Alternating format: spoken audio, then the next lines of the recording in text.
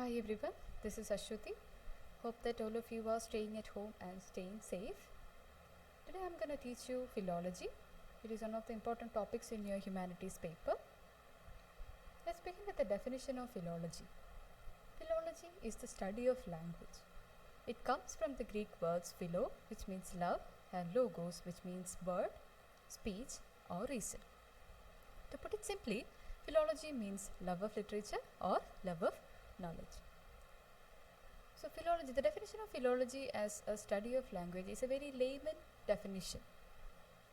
An extended definition of philology would be a study of literary texts to establish its authenticity, meaning and source. And philology pursues a diachronic analysis of a text. You know what diachronic analysis is. A diachronic analysis is the historical analysis of a text. That is, a text is analyzed in order to understand its history, its source, etc.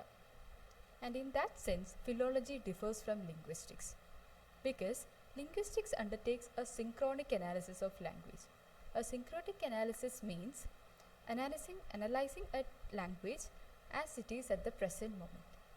So linguistics is a scientific study of language. It studies the structure of a language like grammar, syntax, phonology, morphology, etc. But one branch of linguistics which is associated with diachronic study is the historical linguistics. That is, historical linguistics studies language and its history, and hence it comes under the umbrella term called philology. The earliest proponents of philology are 19th century philosophers Schlegel and Nietzsche. So you find different branches of philology, and one important branch of philology is comparative philology. From the term itself, comparative, it is the comparison between two languages. Comparative philology studies the relationships between languages. And why they compare languages? In order to find out the similarities between languages. And one example that I am here provided is the term brother. Brother is an English word, and it had its equivalent brother in Sanskrit. Okay, so a comparative philologist studies language in order to understand the possible origins of languages.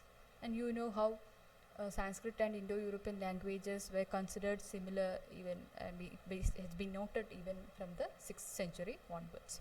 So comparative philology helps in tracing the origins of older texts.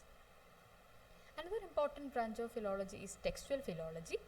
And textual philology studies text and its history. Okay, and it studies only the text and its history. And in order to study the text, it incorporates various variant manuscripts of the particular text. And one big example of this textual philology is Bible. And you have many versions of Bible, many interpretations of Bible, and it has been edited over time, and it's still being edited everywhere. Okay, and the Bible is the greatest example of textual philology. And one important point is that it takes only the textual aspect of a particular book. And another branch is new philology. It is similar to textual philology, but it is different in one sense that it makes no kind of amendments to the original text. Okay, so it rejects textual philology in that sense, and because it makes no editing, or it doesn't deconstruct the original text.